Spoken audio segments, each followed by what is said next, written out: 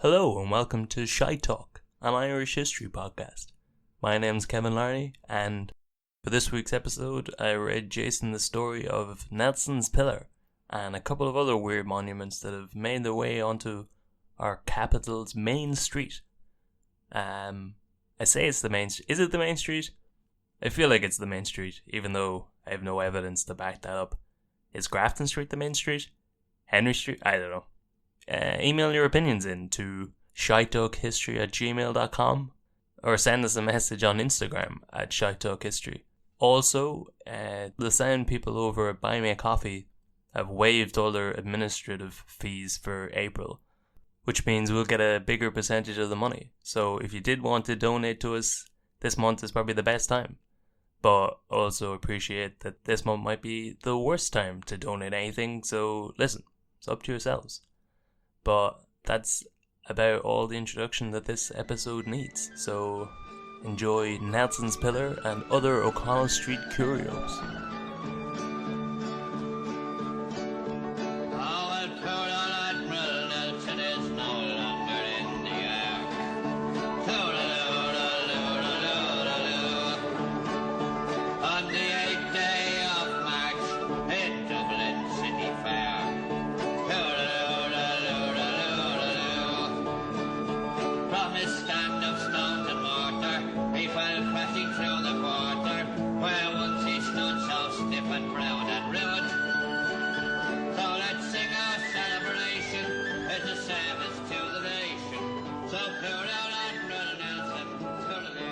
In the 1740s, a land speculator named Luke Gardner knocked down the buildings of a narrow lane called Drogheda Street to create a wide thoroughfare north of the Liffey, which he renamed Sackville Street. That doing anything for you so far? I've heard of these places. I know that... You've heard of Drogheda Lane? I've heard of Sackville Street. Okay. I think. Or else maybe it's just because they're words in English and I speak that language. So there was already like a built-in recognition. Street, lane, you know where this story's going. He renamed it Sackville Street in honour of Lionel Sackville, who was the Lord Lieutenant of Ireland at the time. So Gardner's son followed on his redevelopment plans, and his grandson followed on his redevelopment plans, and that's who Gardner Street is named after, the grandson. So it seems to be 3 generations of lad called Gardner who just did up the entire north side out to the coast. All on their own merit, I imagine, the fact that their father did it before them and the father before that. Barely even came into it. They just picked the best man for the job. You sure? Think about what you know about Ireland, Jason, and then think about the concept of nepotism. The two rarely come up in the same sentence. There's no space for him in the same sentence. Nepotism's too busy looking after the boys. Yeah, all of the related words. So the first monument built on Sackville Street was dedicated to William Blakeney. It was erected in 1759 by the Friendly Brothers of St. Patrick.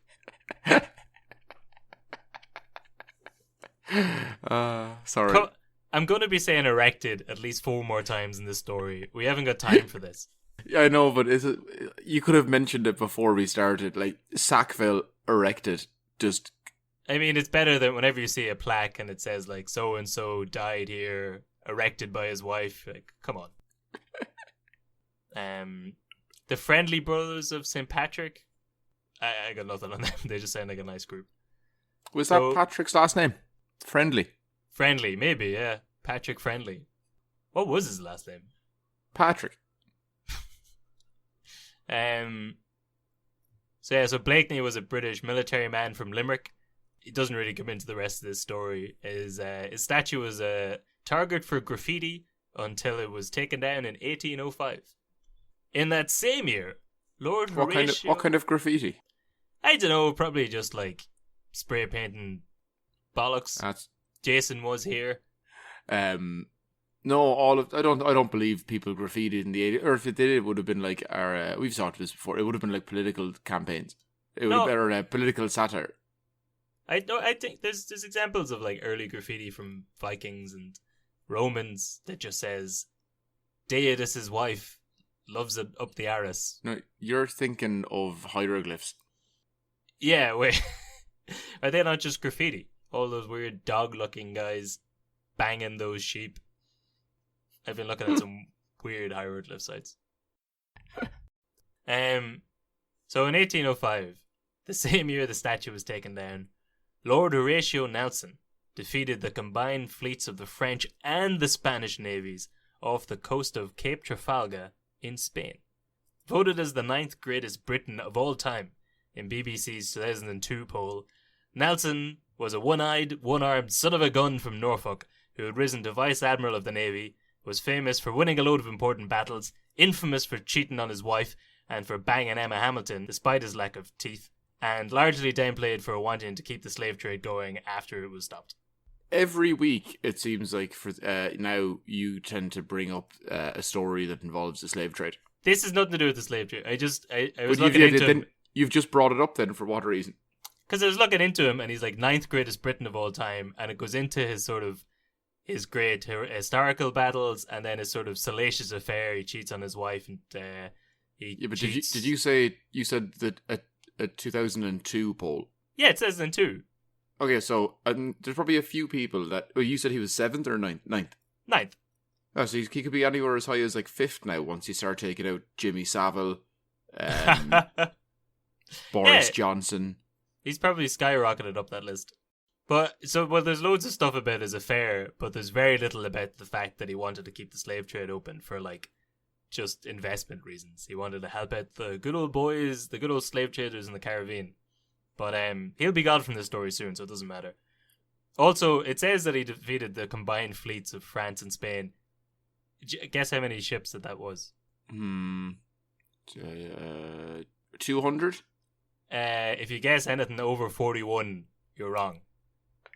Okay, let me try again. Have another go there. 39. It was actually 41, Jason, but you were close. So close. 41 ships between all of Spain and France, and the British fleet was 33 ships. It sounded really impressive when I first read, like, he battled the entire armada, but that's 41 ships. So at the height of the battle, Nelson is mortally wounded on his flagship. He called his flagship the HMS Victory as well, which is a bit ballsy, but I guess it's the right attitude. There's no point going into a fight on the HMS. We'll see what happens. Yeah, hopefully we turn out for the parish. Yeah. Give it 110%. That's all we can do. Just leave it all in the field, boys. HMS, the other team wanted it more.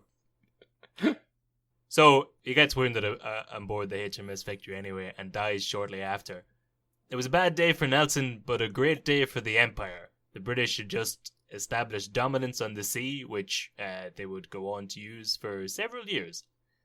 The boys back in Ireland bloody loved it and decided to build a giant pillar on Sackville Street and put a statue of Nelson on the top where nobody could see it, which was the style at the time. A statue where no one could see it? Well, no, actually, sorry, because they did have a viewing station in there. But I guess they learned a lesson from Blakely's statue. That was probably closer to the ground and kept getting covered in graffiti. The easiest way around that is just put it on a massive fucking pillar. Yeah, if you just remove the possibility of people tampering with something, like what you can't even leave a 1% option of that. That's just so like in Myanmar, they built a new capital directly in between the two major cities. Because they wanted to space it perfectly in between so no one could ever go there and complain to the government about how bad the government was. I think it's the same with Canberra in Australia. They just placed it halfway between Melbourne and Sydney because they couldn't decide which one of the actual nice cities they wanted to put it in. Yeah, and if you put it in one of the nice cities, then people will expect, you'll have to deal with people. If you create a new fictional city, so all that place is casinos, empty roads, and then politicians. And like maybe, I don't know, probably strip clubs and stuff. But there's no one in the actual town. They've got like an 18 road highway that's just not used. There's just cows on it and stuff. It's a weird place. Yep. At least the politicians are happy. So apparently about a third of Nelson's navy would have been Irish. And anyone, I guess, that was working in any business that required stuff to be imported into Ireland, which I guess would have been most businesses, they were happy to see the seas open again. So I guess it's understandable why they decided to build a big old statue to the man.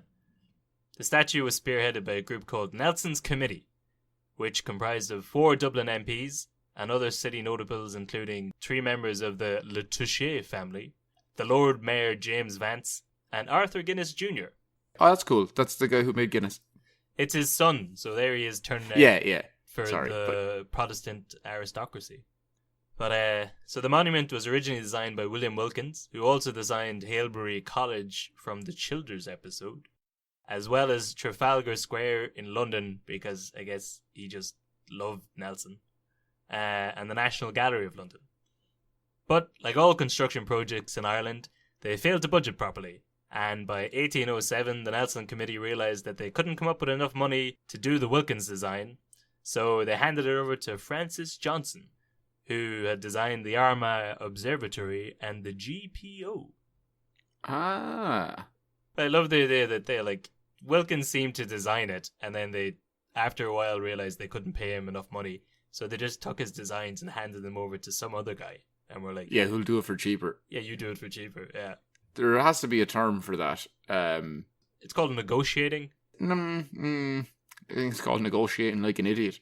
I think it's called blatant robbery and theft of intellectual property.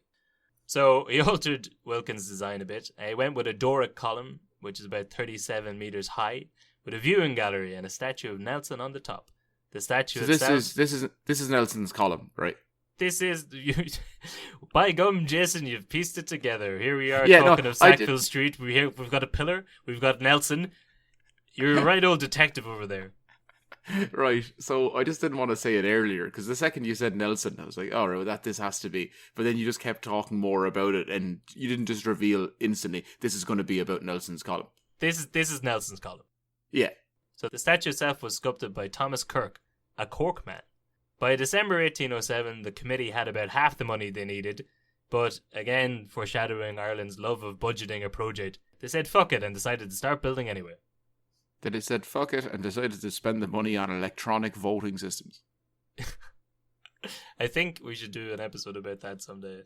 Where did those machines end up? Yeah, there must be thousands. Yeah, who's gonna buy a load of shit off-brand counting machines? You can sell them in Texas. For the next Iowa Democratic Committee. Am I right? What? The caucus is over now. So the foundation for Nelson's column was laid on the 5th of February, during which Lord Lieutenant Charles Lennox laid the flagstone. So Lennox was described as a poltroon and a drunk from Scotland. Okay, hold on. What's a poltroon? Don't know, but I love it. You didn't Google it. That's one word. Hang on. A poltroon, Jason, is described by Google as an utter coward. I love that we had we had a bigger vocabulary for words like cowardly back in the day. Yeah, I guess when honor was a bigger thing, cowardice was its equal. I think, it's okay to be a coward now. We're living in 2020, the year of the coward. Oh yeah, it's acceptable. Run away. We've said it many, many times now, but always run away. The third option. Run away so you can live to run away another day. Just keep running.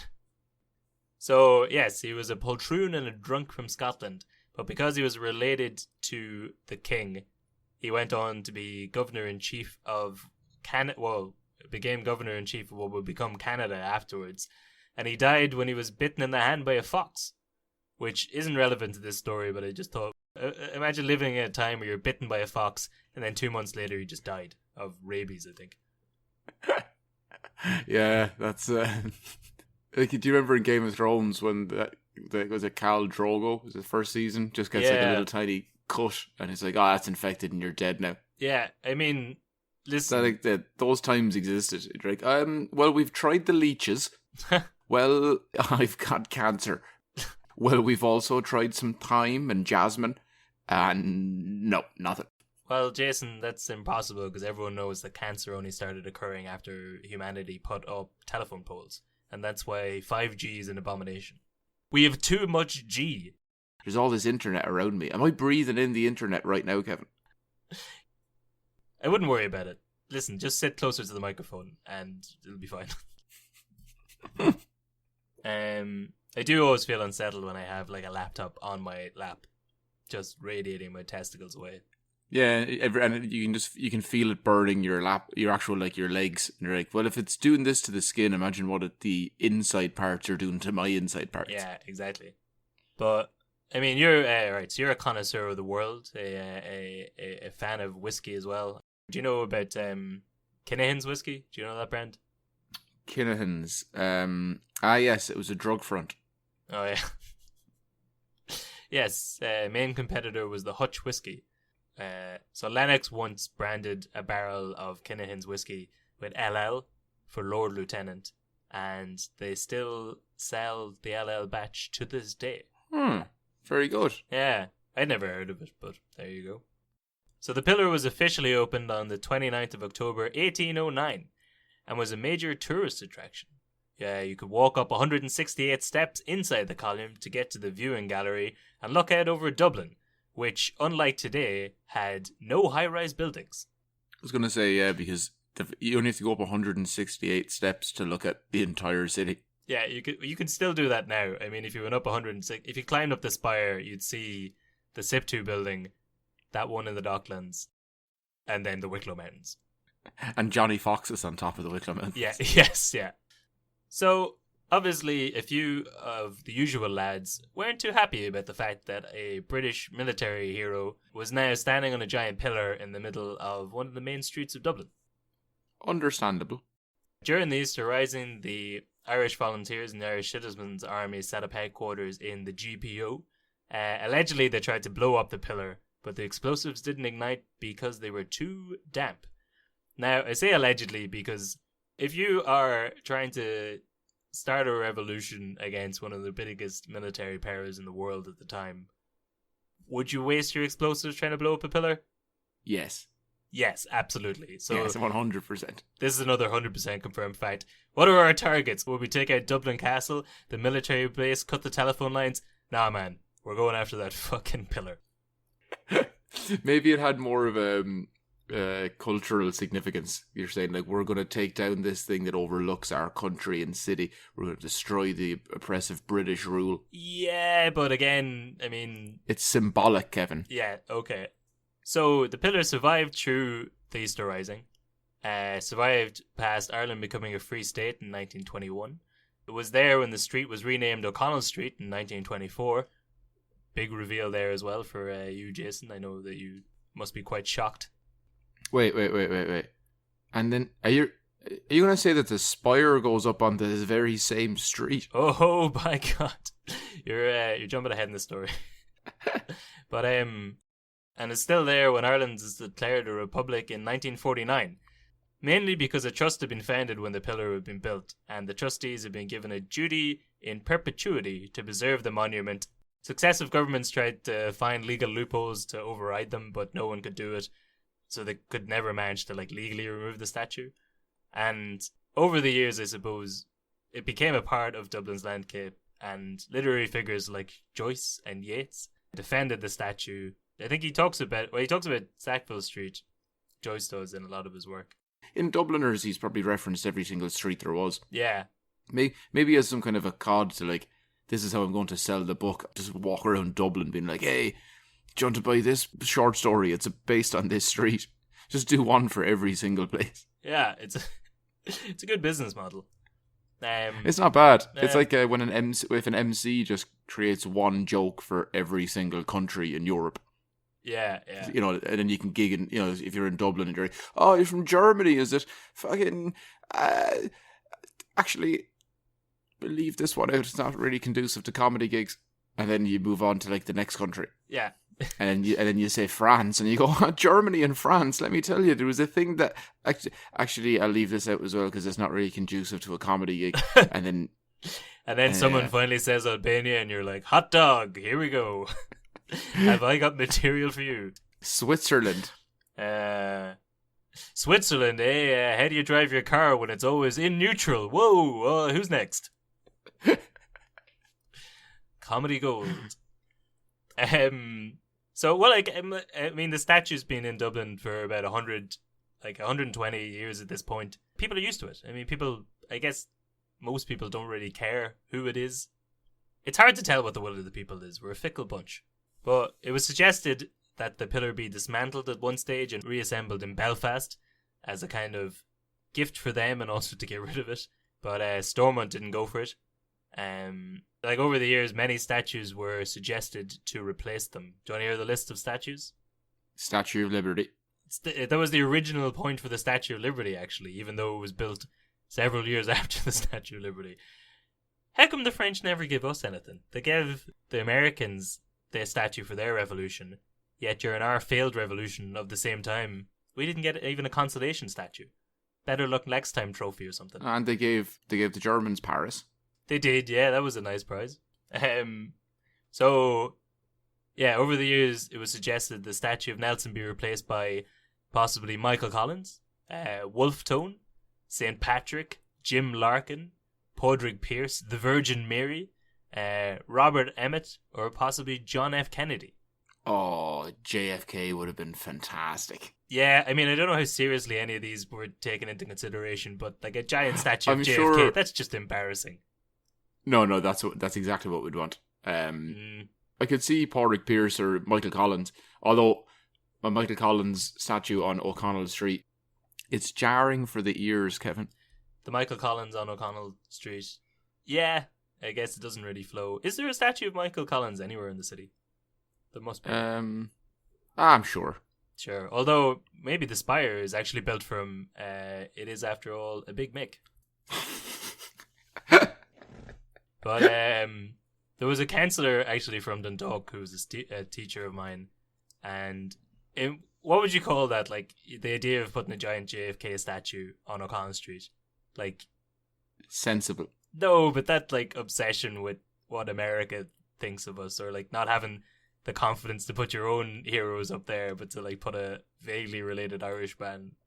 I don't know, is there I'm sure the Germans have a word for it. I'm sure the Germans have a word for Ireland's weird relationship with America. But anyway, this councillor wanted to, there's a street in Dundalk called Earl Street. He wanted to rename it to Clinton Street after Bill Clinton visited there in the 90s. And I think he wanted to rename like this. That didn't fly, and then he wanted to rename the slipstream onto the motorway after Bill Clinton, which I'm sure Clinton would have been delighted with that. The on-way ramp to a motorway. The Clint on-way ramp. Yeah. Also, I don't know when Clinton visited.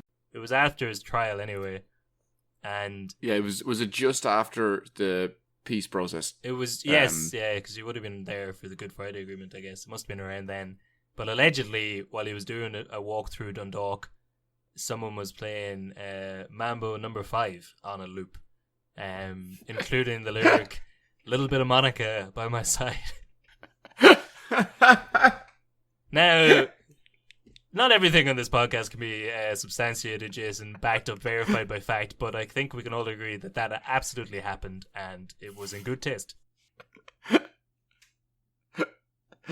That's what Lewinsky said. Yes. So, on the 29th of October 1955, a group of students from UCD somehow got the keys for the pillar and locked themselves inside of it. They were armed with flamethrowers and intended to destroy the Nelson statue on top of the viewing gallery. While they were up... Wait. Flamethrowers? Yeah, they're armed with flamethrowers. No. Yeah. I mean, presumably homemade flamethrowers, possibly... Yeah, what they have is like Molotov cocktails. There's no way that they actually have... They're calling themselves flamethrowers. They have bottles full of fire and petrol that they're lobbing at people. Well, it said at least one flamethrower. Possibly more. I mean, a can of aerosol and a lighter. His name would have been John. He would have been a flamethrower. His job was to throw flames. He had a hell of a right arm. So when they were up in the viewing gallery, they had a massive poster of Kevin Barry that they unfurled and hung from the gallery. Kevin Barry had been a medical student in UCD and a member of the IRA, who was executed by the British during the War of Independence at the age of 18. I believe he was the first person to be executed, the first revolutionary to be executed after 1916. So a crowd formed around outside the pillar when they hung out the poster, and either the crowd started singing or the gang started singing a rendition of that rebel song, Kevin Barry, and eventually the Gardaí showed up and managed to break into the pillar. They took the students out, but then let them go without arresting anybody, possibly because of pressure from the crowd, possibly just because they thought this fell under the jurisdiction of having a laugh, a bit of banter. They tried to burn down a public statue. Sure, what about it? Boys will be boys. No, they should have got far more than that. More of a slap on the wrist than that. Could have made it physical. Could have beat them from Nelson's all the way down to the GPO, Kevin, from pillar to post. Yeah. Well, I guess that sort of gives an indication of how people felt about the statue at this time. If the guards were willing to let them go for trying to burn the thing down in 1955. Yeah. Maybe people are. Well, I'd never heard that before. I know the next part, but that's I didn't realize there had been multiple attempts. Yeah. In fact, the first time I heard that story, it was that Taoiseach Charlie Haughey was involved, and I just believed that was true for a long time. In fact, that's in no way, shape, or form true. I don't know why I thought that. I mean, you can't prove it wasn't true, but I'm pretty sure that he seems like the sort of man who would have publicly said it was him. Even if it wasn't him, he would have claimed to be all six of them, the flamethrower and all. So in 1959, Sean Lamasse's government said it would cost too much to do anything about the pillar, but after 5 years, presumably when he was coming up for re-election, he said he'd consider replacing it with Padraig Pearse ahead of the 50th anniversary of 1916. But by the time March 1966 rolled around, old Nelson was still there. On the night of the 8th of March, a huge explosion ripped apart Nelson's pillar, leaving a stump of about 20 metres high. It was 1 week before the 50th anniversary of the Easter Rising and 157 years after the pillar had been built. Are you shocked by that reveal, Jason? Only somewhat, because I didn't actually know the year. I thought it was earlier. I thought it was back in the 30s, 40s. No. But I suppose, it does make sense because I have heard elderly people talking about it. Like, I've had conversations with people, regarding the spire when they're like, oh no, Nelson's was way better. You're like, I don't know. It seems like people weren't very happy with it, but then when we made the spire, it's so gaudy and ridiculous that it doesn't actually it doesn't benefit anything visually. It looks a bit stupid. So you're like, okay, well, we know that the other thing had this negative connotation around it because of its history. But it probably did look better than this giant metal spike. It also seems like the viewing gallery was a cool idea. I mean, you could go up and look around. If they literally just had to change the statue on top of it, it would have been fine. But yeah. I remember someone saying at the time, I remember reading some news report or maybe saw it on the news of the spire that people were pissed off by how bland it looks. And someone was like, the Parisians didn't like the Eiffel Tower at first either. It's no Eiffel Tower. It is no Eiffel Tower. Oh. Although, when you go up there at first, people always be like, oh, just look at the spire. You'll always know where O'Connell Street is then. You'll always know where O'Connell Street is anyway. Dublin's tiny. True. You don't need, Also, why is your basis O'Connell Street? Yeah, exactly. You're never there. It's That's rare for to be like, you never want to know. The only no. reason you want to know where O'Connell Street is so that you can avoid it. Or if tourists, maybe Henry Street, GPO history. Sure. Yeah. Madigan's pub. Where else? Is there anything else? Burger King. You've got a Burger King there. You got two. Or is it maybe two McDonald's and one Burger King? And the Savoy. Maybe it's two of each. Mm. It is two of each. Yeah. But Justice Minister at the time, Brian Lenihan, who was the father of Brian Lenihan Jr. And Conor Lenihan from the Cowan days, released the first government. He was the first government official to release a statement and said it was an outrage which was planned and committed without any regard for the lives of the citizens, which might be true. Yeah, they should have phoned ahead first. Yeah, well, it was in the early hours of the morning. I think it was there must have been a nightclub around there, so I think it was after the night had started, but before it came out, so possibly either around 2 a.m, maybe. So, Senator Owen Sheehy Skeffington, son of our man Francis Sheehy Skeffington, said, "The man who destroyed the pillar made Dublin look more like Birmingham and less like an ancient city on the River Liffey." What? I guess he's saying... No, I don't really know what he's saying. And maybe in their act of trying to remove this British statue, they made the place look more British. But I don't. By getting rid of the British statue. I don't think he'd like to stand on there. Yeah. But listen, who cares what lofty politicians think? It's more about what the man in the pub thinks. The song Up Went Nelson by the Go Lucky Four was a #1 hit for 8 weeks that year. And the Dubliners' first single, Nelson's Farewell, made it to #6. Neither charted in the UK. Much like our podcast.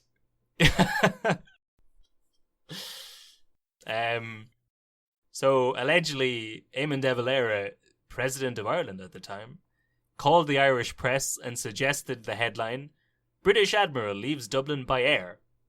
Which, again, I don't believe that. That would have been the first time in the history of his life that the man made a joke. I was going to say there's no way Dev had that. No. Maybe. No. Because it's not a great joke. No, but for the time. Yeah, but he's not known for his humour. Maybe he did. I mean, maybe he thought that was funny. I don't know. I've never thought about De Valera trying to be funny. Because, see, Jason, an admiral would traditionally deal with matters of the sea. And so for him to leave by air... He's left by air because he's been blown off that'd be quite unusual, I suppose. Maybe it was Dev. It's like, he could never have made a joke like that. Have you read the joke? Maybe it was Dev. The remainder of the pillar was destroyed by the army on the 14th of March and cleared away by a Dublin corporation. But shortly afterwards, some students from NCAD stole Nelson's head from the storage shed and leased it out to Benny Gray's antique shop in London for, I think, £100 a month or something. But there's a great photo of a bunch of students in like balaclavas in a field somewhere holding Nelson's head.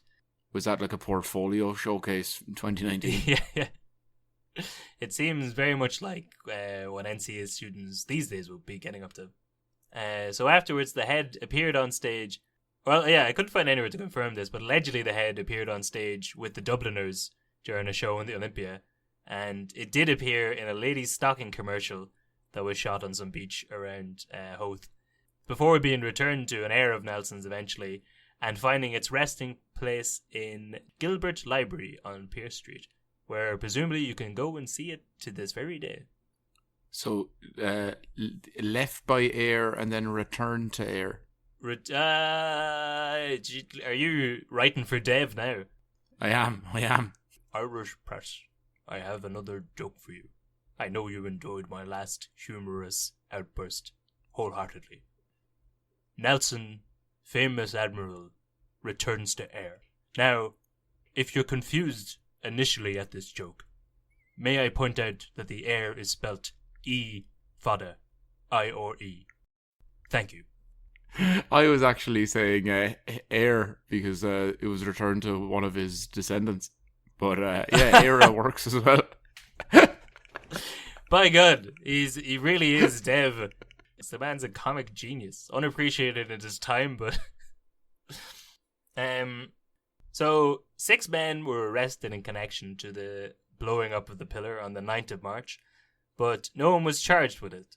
It was assumed to be the IRA, but a spokesperson for the RA at the time said that they had no interest in demolishing mere symbols of foreign domination, and said we are interested in the destruction of the domination itself, which is a very IRA answer to give.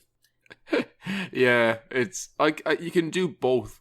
Yeah, but this kind of ties back to what you were saying earlier on during the Rising, if they tried to blow it up.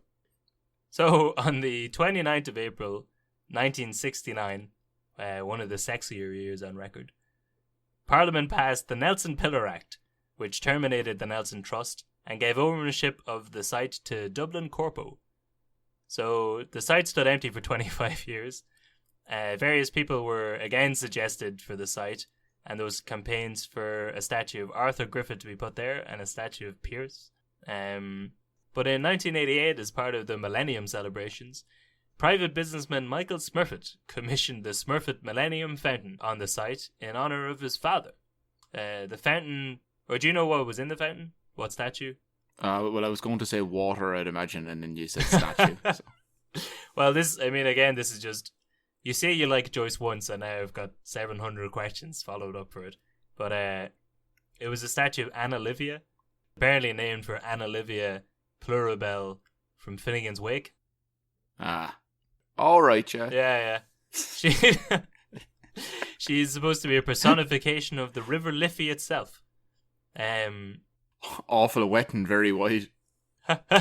Jesus Christ. Yes, the very woman. Well, that leads into her apparent nickname. Apparently, the Dubliners called her the Floozy in the Jacuzzi. Now, that's one of those nicknames that you see around the place of, like, you know, the Molly Malone statue is the tart with the cart. And do you know any of the other ones? No. No, but you know what I'm talking about, like these weird rhyming nicknames that they supposedly have for statues. I've never heard anyone say them in real life, but they show up in like Brennan's bread ads. They're this, maybe middle-aged Dublin people do say this. Oh no, I think there is a generation from, like, you know, our parents' time, but those people that lived in Dublin, we wouldn't have met them, because when we moved up to Dublin, we talked to people of like our age or 20 years older, but not like, you know, people who are in their 60s. You do, and same with like when people say the word bowsy. I've heard the word bowsy in Dublin, and it's like, oh, this isn't ironic. People actually do use this word. Just that we never had any context for it. I can't imagine anyone, like, imagine a tourist stops someone for a direction, like, yeah, it's down by the old cart with the tart. Weh. Like, I can imagine Dustin the turkey saying that, but not a real life human being. No, way too many times I've been researching stories for this podcast and hearing old Irish people, or specifically old Dublin people, tell short stories about like Irish history, and they all act like that. They all act like they're it's like a tour guide that's specifically only dealing with wide-eyed Americans. There's a great video on YouTube of, I guess it's like an RTE commissioned tour of Dublin from one of the Dubliners, and it starts with him up in some tower and he's looking over at Dublin. He's like, how are you doing, Mel Flowers? Today we're going on a tour of Dublin City. We'll stop in some of the traditional pubs and maybe have a few pints along the way. And then most of the documentary just seems to be him sat in a pub. He's drinking pints, doesn't leave the first bar. Oh, he goes from many bars, but he's got the RTE checkbook there, just like. And in this pub, Joyce wrote one of his famous books, Finnegan's Awake. Another pint there, please. And right over there, in this pub, Kavanagh tied his shoelaces. 2 more, barkeep, whenever you're ready. I think you've disrespected the legacy of Luke Kelly, an honourable stand-up man who had a far less of a proclivity for the pints than what you're letting on now, Kevin. Sure, maybe all my details in that are wrong. He's no Paddy Losty. No, he's no Paddy Losty. But so that's the fountain was built in 1988. So apparently the Millennium celebration started that early. It was just such a cool time to be around, though. Like, it didn't mean anything, but just the fact that you lived through the turning of into the next 1,000 years. I'm sure people were like, we're gonna make it. It's gonna happen. Yeah. Also, again, knowing Irish construction, they were like, well, if we start building it for 1988, we might only be behind schedule we could have this up by 2002, guys. Maybe that was the plan, was to get it done for the Millennium. But well, do you remember when they were building the spire? How many days were they not able to put on the very top part because of bad weather, and people would show up waiting for it to be finished and then go, sorry, it's too windy. Yeah, I guess it is pretty high up. I imagine there would be a bit of a siege, and again, there's no other tall buildings in Dublin to block the wind. No, good point. So the old lottery got in on the Millennium buzz and decided to fund the building of a giant countdown clock. So the lottery set up a competition in 1994 for someone to design a countdown clock, and Grania Hassett and Vincent Ducates were the winners, getting 10 grand, presumably between them. Maybe each, who knows? It was heady times. I think the Celtic Tiger started. But so they designed a clock that was going to go into the Liffey beside O'Connell Bridge, so you could see it from O'Connell Bridge. It weighed 6 tons and had luminous green display so it could be seen underwater. and had loudspeakers which blasted clips of Dublin life every 30 seconds, like the clank of Guinness barrels on the pavement, foghorns, seagull cries, and the call of more street traders. But those sounds already existed. Yeah, I know. I mean, seagull sounds, you're going to have seagulls on the Liffey anyway. But if you had to pick, like, a couple of sounds to encapsulate the hustle and bustle of Dublin. Sorry, can I have €2 for the hostel? Cyclist coming through! Yeah, leave it out. The ding of the Lewis. Alright, folks, please. I was thinking of that as well, yeah. We are the lads on tour. We are the lads on tour. Hey! Whatever whatever sounds British stag parties make. That's the sound of Dublin. Yeah. So the clock was switched on at 10 p.m. on the 16th of March 1996 with a televised ceremony and a firework display. So that's the day before St. Patrick's Day in 1966, which is only 119,757,600 seconds away from the millennium. Or in other words, 3,991,920 clips of Dublin life, which you'd imagine would get very annoying. Imagine waiting for the bus on the bridge and that goes off every 30 seconds for 4 years. I think it'd be fantastic. It's like the seagulls are bad enough. Why would you want a recording of the seagulls? Especially, how many are they going to do as well? Because if it's going to be like 3 million different clips, you're going to need at least, 10 different sounds? But even 10 different sounds, like, geez, that's going to get old real quick. No, you're going to want like 200 or like 300. Oh, yeah. Just so, yeah. And we couldn't even think of like 5 there.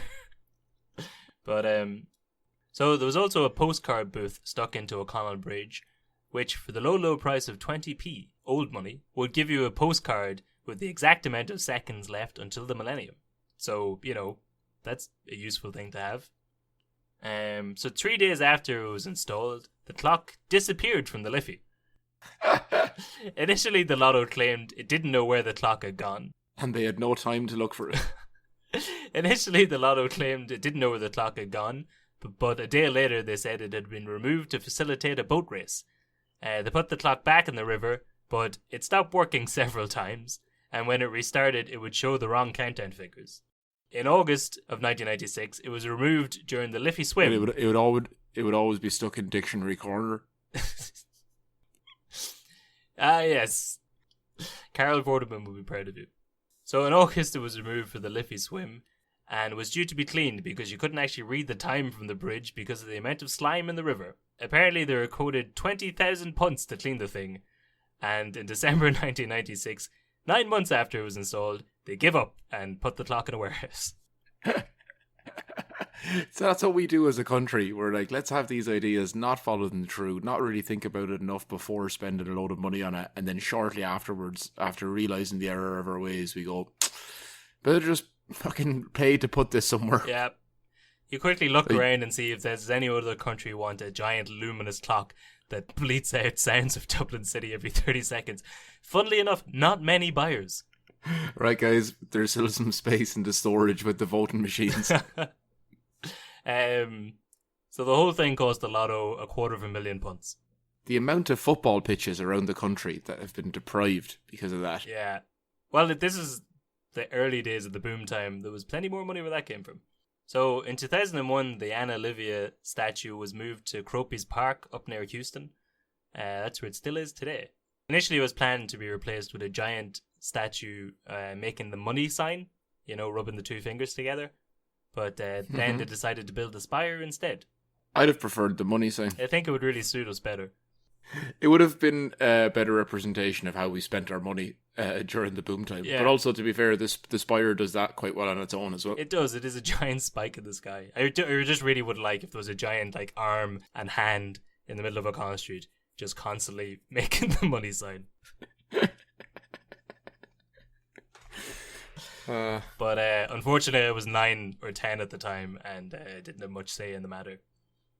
So, while digging the foundations for Dublin's new spire, a time capsule from 1808 was found. They were expecting to find it there apparently because there was a record from 1818 of the official ceremony of Nelson's column, which described the box, and there was a list of dignitaries who had paid the most for the pillar inscribed on the top of it. They assumed it would contain coins from the era, but were also hoping to get documents and tools and, slices of life kind of stuff from the time. So they spent weeks cleaning it so as not to damage anything before finally opening it to reveal absolutely nothing. It was empty. That is a great. That's like one of the earliest forms of pranks or trolling. Well, like, I don't think it was a prank because then it turns out that there was no reference to, like in the 1818 document, there was no reference to anything being in the box. They just assumed that there was. Like I read an article that was written in between them finding the box and them opening it, which was just hypothesizing about all the stuff that was in there, and was also, we know for sure there's coins in there, but also there could potentially be this. It was nothing, and there was never anything. That's so good though. But if you're in charge of doing the box and someone says you didn't remember to put something in there, didn't you? You're like, yes, 100% I did. And after there's a 37-meter tall pillar put on top of it. Yeah, and you're like, okay, well, I guess it's going to be about, what, 100 years more? Longer? 150 years. 150 years. Who's going to find out? I mean, unless in 150 years some terrorist organization decides to blow the pillar up as a symbol of denouncing the British Higher. I can't see that happening. I'm pretty much in the clear for this one.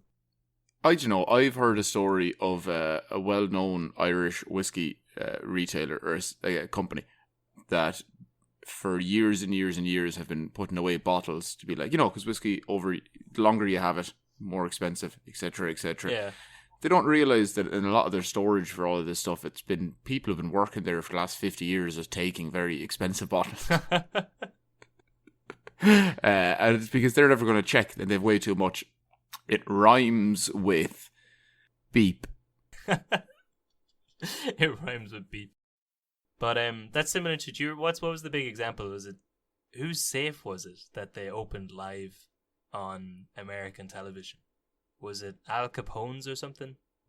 Oh, and there was just nothing inside. There was nothing inside, but it was like some, I don't know, network, I guess, got the rights to open it live on air, and it was obviously built up as a big thing, and they opened it, it was empty. Are you just thinking of Storage Wars? No, and again, I only know this because it's referenced in The Simpsons, I think. Hang on. Yeah, The Mystery of Al Capone's Vault is a 2-hour live American television special that was broadcast in April of 1986 and hosted by Geraldo Rivera. So they spent 2 hours opening this thing and it was empty. Which I guess is not as bad as waiting almost 200 years to open the box and also finding nothing. So in the year 2000, former IRA member Liam Sutcliffe was ordered to present himself at Store Street Garda Station after he said on Irish radio that he was the one who'd blown up Nelson's pillar. Sutcliffe was associated with a splinter group led by Joe Christie, who had been expelled from the IRA in 1956 for being too reckless. Which, if you're getting kicked out of the IRA for being too gung-ho, that's something. Well, it's like that, is it? What's the name of the Blind Boy short story about the Irish girl who wants to join ISIS but can't get in because she's too extreme? Oh, yes. So according to Sutcliffe, the plan to blow up Nelson's pillar was called Operation Humpty Dumpty, which I'm choosing to believe is true. Because they're putting the old team back together again. I guess because he had a great fall. Ah, it could have just been an exceptional plan. It could have been, because they were using high-grade explosives. A gritty group of hard-boiled soldiers. Ready to throw off the yoke of British oppression.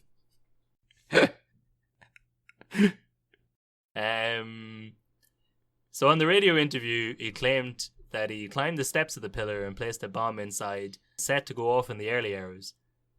He had also claimed that there was a second attempt. He tried to blow it up a few weeks previous. So he set the bomb to go off and then went home to bed and slept through the night and only found out what happened then the next morning. So he was subsequently questioned by the Gardaí, but refused to give information about who else was involved. Sutcliffe said, "I wouldn't make a statement after 34 years. It was all those years ago. It'd be like someone being arrested in the 1950s for taking over the GPO in 1916.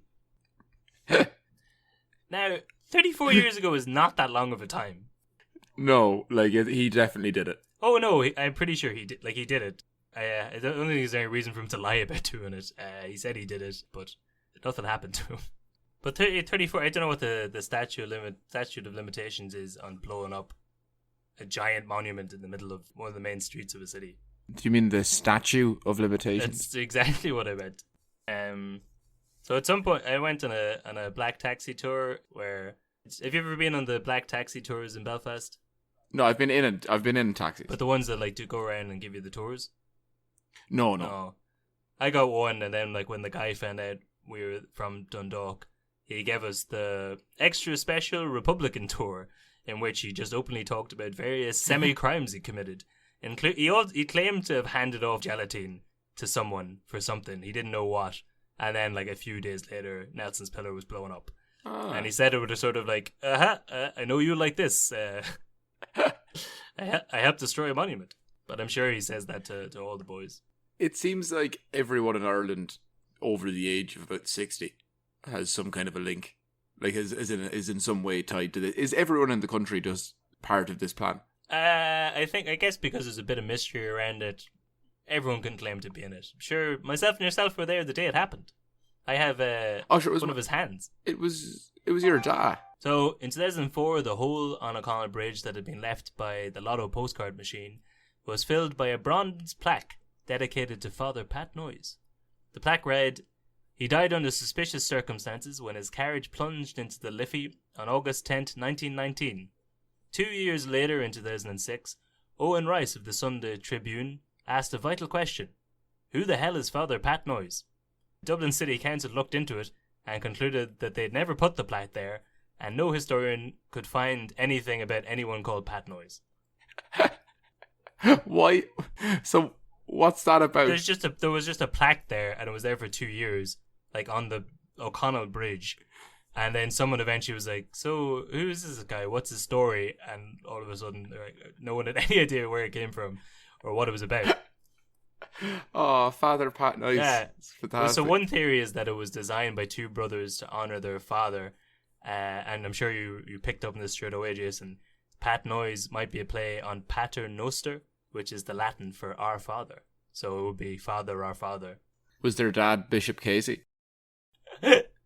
Yes, this might have been a plaque to poor Bishop Casey. So, in December 2006, Councillor Dermot Lacey put forward a motion that the plaque should stay in place, but the City Council removed it in 2007. But not to fear, Jason. The mad lads, I guess, remade the bronze 6x8 plaque and put it back on the bridge. So, the second time, the council just decided to leave it. To be fair, you're like, well, look, they're going to go to this length. If we keep taking it down, they might take it even further and just do more ridiculous. Like, sure. The worst case scenario, there's a plaque to a person who never existed on the bridge or the most important bridge in the country. I'm okay with that. Yeah, well, it's still there to this day. I think you can go and see it. But that's pretty much it. There is a selection of mildly linked stories about the various monuments of O'Connell Street. Oh, very good. It was a good idea. Good for a podcast, Yeah, Kevin. Very informative. Very informative, a little bit light, only some mild terrorism, one reference to slavery. Just a bit of a departure from our usual macabre stuff. But yeah, I meant to put this in somewhere, but I think O'Connell Bridge is the only bridge in Europe that's wider than it is long. It's a real chub of a bridge. A chode. It's a chode of a bridge, yes. Very good, very good. That's it. I have no more facts about O'Connell Street. The bridge in my town, or my village, is the second oldest operational footbridge in Europe. There you go. You should go take a hammer to the first one. Put Loughlin Bridge on the map. It's on the map. What are you talking about? What map? The map of Cardo. The map of what used to be the capital of Ireland in the 14th century. Yes. I like it. I don't know if they do it still now. Maybe the buzz has died off. But I know for the first Star Wars film, they turned the spire into a giant lightsaber. They did that with a few different monuments around the world. Yeah. And in fairness, looked pretty cool. It did look pretty cool. But I only saw it in photos. I wasn't in the country at the time. So, like, I don't know if it was all doctored. I don't know if you could actually see the light, like how bright it was. You could a bit, yeah. You couldn't see it from too far away, but yeah, it was a good idea. But see, think about that. Yeah, you kind of could see it. If you got really close to this giant thing, you could kind of barely see it, but not for too long. Sure, yeah. Like if you were looking around the city, you wouldn't see this giant lightsaber coming out of the ground. But yeah, that's it for this week's episode. See you next week. See you next week. Good luck.